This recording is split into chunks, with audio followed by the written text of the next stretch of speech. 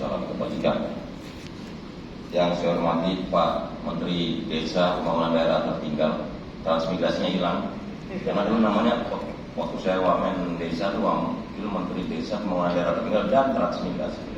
Sekarang transmigrasinya menjadi kementerian sendiri, Pak Yanus Kanto, Pak CT, Chairman Sitikor, Bapak Komjen Polisi Tamsi Tahir Walau, Sekjen Kementerian Dalam Negeri. Kemarin juga kita sudah diskusi dengan Pak Tito dan Pak Komisi dan jajaran Kementerian Dalam Negeri. Bapak seluruh jabat eselon 1. Kemudian kalau saya ini kan naturalisasi, dia serta Bapak Ibu hadirin sekalian yang mohon maaf tidak bisa saya sebut kali. Bapak Ibu hadirin sekalian, memang operasi ini sudah lama tertidur, dan saya ingin sampaikan 27 tahun ini koperasi dilupakan. Nah, saya ingin jelaskan tentang Kopdes Merah Putih yang menjadi pijakan awal sampai sekarang bergulir begitu deras wacana tentang Kopdes Merah Putih. Itu kami diundang jam 2:30 sore ketika paginya rapat peresmian Danantara. Karena 2:30 kami sudah rapat, dan rapatnya dengan bos-bos Danantara. Ada Pak Presiden, bos-bos Danantara, Pak Rosan, Pak Erik, saya, CEO Pak Doni, Pak Pandu, dan BGN. Waktu itu juga saya bingung ini rapatnya soal apa, ternyata soal pendirian koperasi. Waktu itu belum ada nama koperasi yang Merah Putih dari Pak Presiden.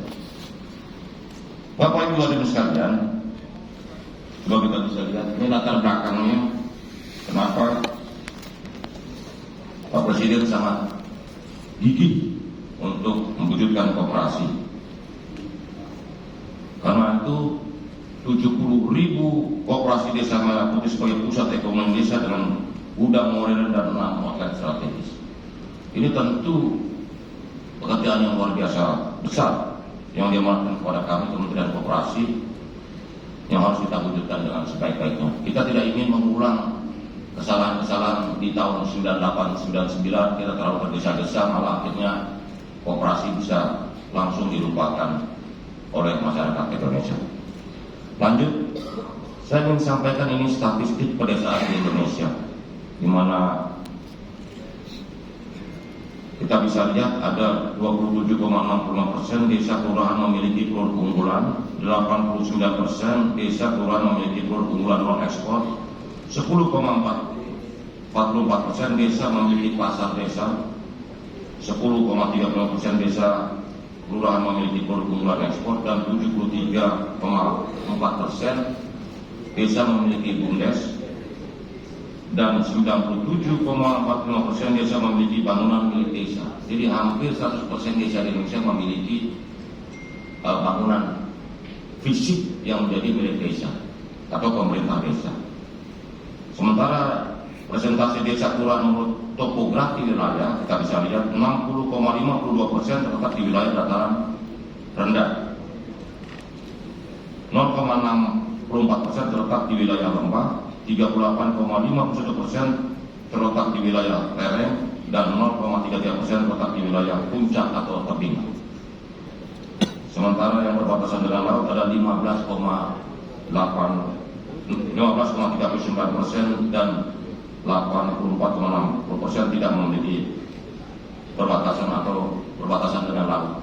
Jadi ada 15% desa-desa ini disebut dikatakan desa agro maritim karena memang desanya berkarakteristik maritim, di mana pantai, laut menjadi kekuatan mereka. Berikutnya, potensi desa kelurahan berdasarkan sumber penghasilan kita bisa lihat ada pertanian, kehutanan, pertambangan, industri pengolahan, dan sebagainya. Lanjut ke slide berikutnya. Ini yang kita coba urai dari manfaat koperasi desa Merah Putih sebagai pusat produksi dan distribusi di desa.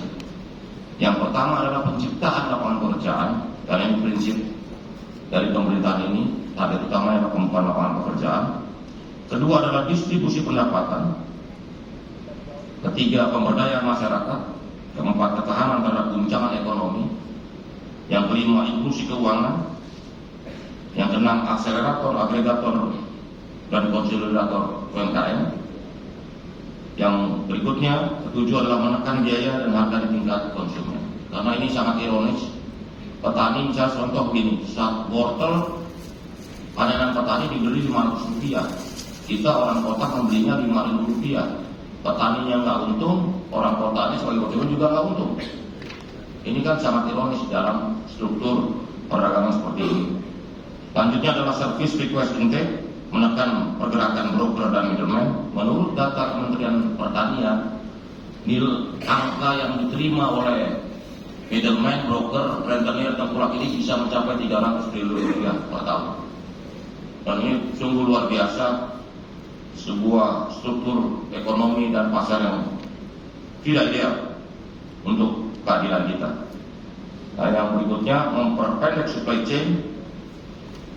Ini juga meningkatkan harga di tingkat produsen, petani, peternak. Seperti tadi saya bilang, dengan kebijakan Pak Presiden bahwa harga gabah kering panen Rp6.500 dan juga jagung Rp5.500 diharapkan bisa memberikan nilai tambah atau meningkatkan nilai tukar petani. Selanjutnya adalah menekan inflasi dan menekan tingkat kemiskinan ekstrim yang paling penting. Jadi dalam peluang unit usaha Kopdes, ini ada outlet atau gerai sembako, ada outlet atau gerai obat lurah atau desa. Karena menurut data, jika harga generik obat generik didistribusikan ke desa itu bisa memangkas 50-60% harga obat dengan kualitas dan ingredients yang sama. Dan karena orang desa nggak perlu merek sebenarnya, cukup obatnya yang fungsinya yang tepat untuk penyakitnya. Terus ada outlet kantor koperasi, outlet unit simpan pinjam koperasi. Ini kita harapkan bisa menjadi embrio Kopbank. Outlet klinik desa, outlet cold storage atau cold chain yang pegang daerah-daerah desa-desa agro maritim, karena ikan dan hasil-hasil nelayan ini bisa lebih lama disimpan. Dan yang terakhir adalah logistik dan distribusi, karena Pak Presiden menyampaikan satu desa itu bisa sampai 2 truk, satu truk besar, satu lagi truk yang bisa mengangkut orang-orang. Selanjutnya inilah peta jalan pembentukan Kopdes Merah Putih, di mana tahap pertama pembentukan koordinasi KL dan Pemda. Hari ini kami di Kementerian Koperasi melakukan rapat koordinasi provinsi seluruh Indonesia, para dinas UMKM koperasi di seluruh Indonesia. Pemetaan koperasi dan potensi desa, modul perkoperasian, sosialisasi mengenai Kopdes, pendampingan kelembagaan, konferensi nasional dan pembentukan koperasi desa Merah Putih. Selanjutnya di tahap kedua adalah launching 70.000 desa Merah Putih dan diharapkan tanggal 12 Juli 2025 di puncak hari koperasi nasional. Nanti tempat dan acaranya sedang didiskusikan lebih lanjut. Di tahap pengembangan, inilah yang paling penting dan paling krusial dalam pembangunan atau pengembangan koperasi ini, karena perlu pendampingan usaha dan peningkatan sumber daya manusia. Ini yang paling utama di tingkat pengembangan, dan juga bisnis model dan bisnis prosesnya. Karena mengelola toko, mengelola outlet itu perlu skill, manajemen dan keahlian tertentu.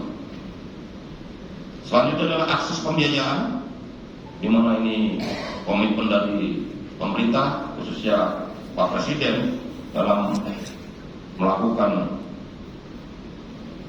dorongan terhadap bank-bank pemerintah untuk juga ikut membantu di segi akses pembiayaan.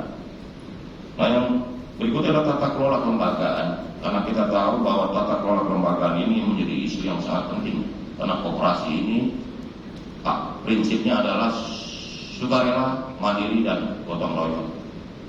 Dalam beberapa hari ini saya ketemu dengan semua asosiasi desa. Saya sampaikan ke mereka, jangan feeling saya ini 1-2 tahun lagi Pil Kopdes mengalahkan Pilkades.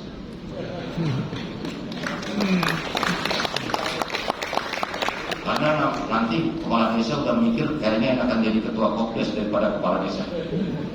Kalau kepala desa ngurusin orang sakit, keluarga mau, kalau Kopdes ngurusin bisnis. Yang terakhir adalah jaringan usaha saja. 70.000 outlet Kopdes Merah Putih ini merupakan sebuah potensi yang luar biasa. Saya bisa membayangkan ini jaringan distribusi sendiri, pasar sendiri. Kalau terkonsolidir dalam sistem yang baik dan kuat, saya yakin ini akan luar biasa besar. Dan itulah pergerakan ekonomi dari desa. Saya membayangkan dari sisi investasi aja sudah 70.000 kali 5 miliar atau 350 triliun rupiah.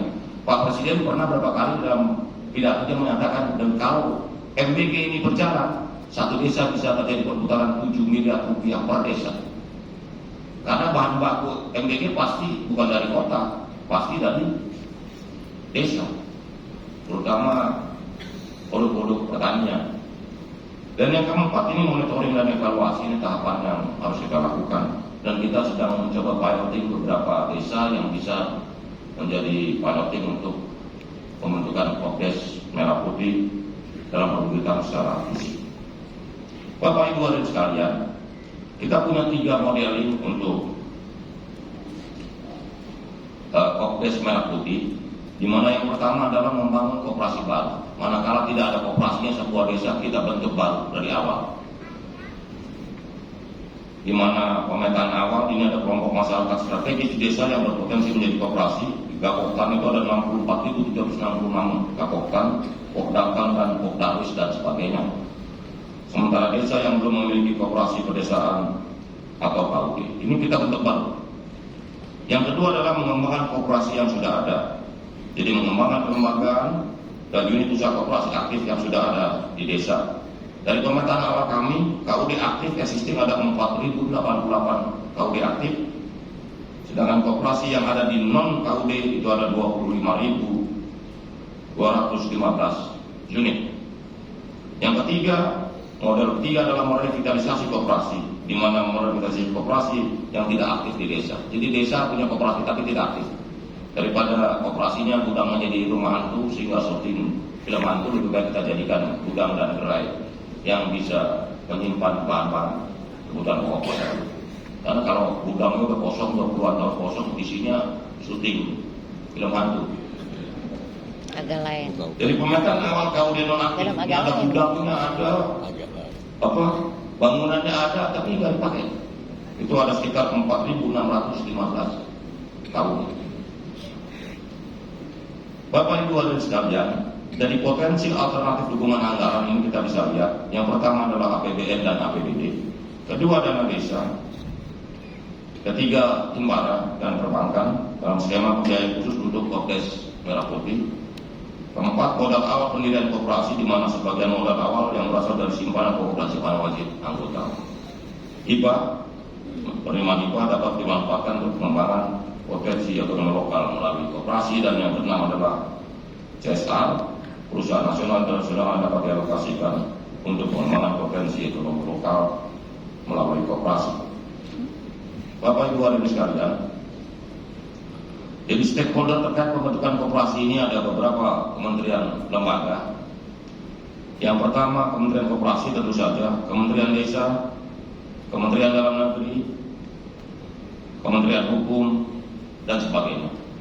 Sementara pemerintah ini ada Kementerian Pertanian, Kementerian Pertanian juga, Kementerian KKP juga untuk desa-desa agroklinik dan sebagainya.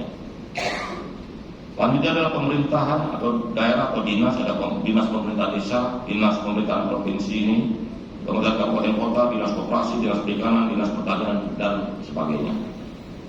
Sedangkan notaris, pembuatan akta korporasi ini ada notaris khusus.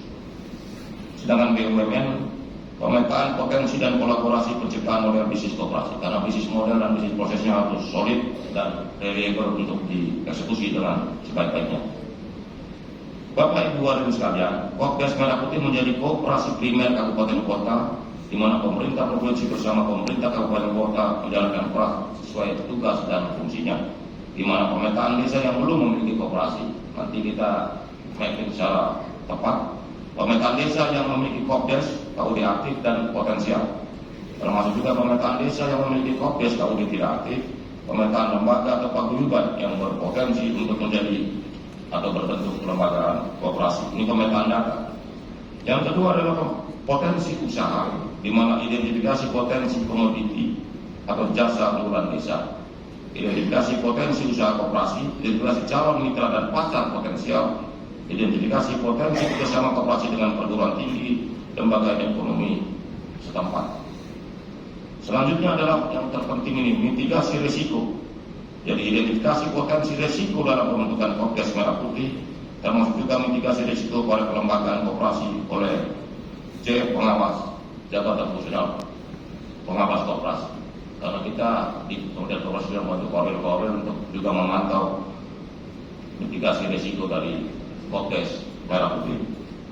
Pendampingan musyawarah desa untuk pembentukan koperasi baru, pendampingan perubahan anggaran dasar koperasi, serta pendampingan sumber daya manusia pengurus dan pengelola koperasi. Bapak Ibu hadirin sekalian, terakhir ini kita sampaikan tentang identifikasi data perencanaan kita, koordinasi antar kementerian, identifikasi kebutuhan sumber daya manusia, penyusunan regulasi, di mana ada keputusan Presiden, pedoman pelaksanaan dan juga penyesuaian beberapa peraturan terkait penggunaan dana desa dan sebagainya. Termasuk juga klasterisasi wilayah di mana Sumatera, Jawa, Kalimantan, dan Sulawesi serta Bali, Nusa Tenggara, Maluku, dan Papua. Bapak Ibu hadirin sekalian, tentu kerja besar atau kerja bersama perintah Pak Presiden untuk mewujudkan koperasi desa Merah Putih ini bukan tanggung jawab Kementerian Koperasi semata-mata. Tentu tanggung jawab kita semua, bahkan koperasi harus menjadi gaya hidup baru, koperasi harus menjadi cerminan perekonomian Indonesia digerakkan, karena dengan kontribusi data yang sangat rendah, koperasi itu baru 0,97% dari PDB. Dengan jumlah partisipasi berkoperasi masyarakat hampir 30 juta. Karena itu kita berharap partisipasi masyarakat dalam koperasi bisa meningkat, dan juga volume usaha koperasi bisa meningkat.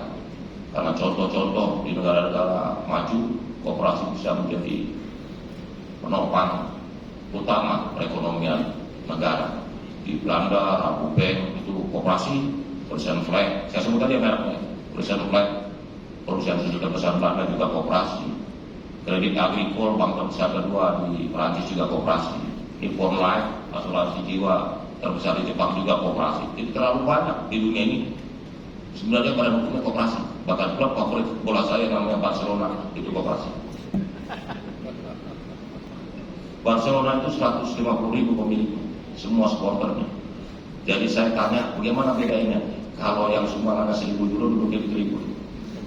Kalau kayak Tanjung, nyumbangnya 1 juta euro, simpanannya di koperasi Barcelona itu duduknya di Royal Box. Cuma beda nonton tempat nonton bolanya, tapi begitu pemilihan presiden, one man one vote. Itulah demokrasi ekonomi ala koperasi. Sama seperti Real Madrid. Jadi klub-klub Eropa, La Liga, Spanyol, 5 dari 20 klub itu semua basisnya koperasi, terutama Barcelona dan Real Madrid. Karena itu saya agak ironi melihat Indonesia sudah 20 tahun koperasi dilupakan. Ini saatnya koperasi bangkit. Karena itulah tagline kita, ayo berkoperasi, koperasi bangkit, menjadi semangat bahwa koperasi ini adalah amanat konstitusi. Koperasi adalah ekonomi konstitusi yang sesuai dengan semangat dan dasar-dasar negara ini didirikan. Saya pikir demikian dari saya, kurang lebihnya. Terima kasih. Wassalamualaikum warahmatullahi wabarakatuh.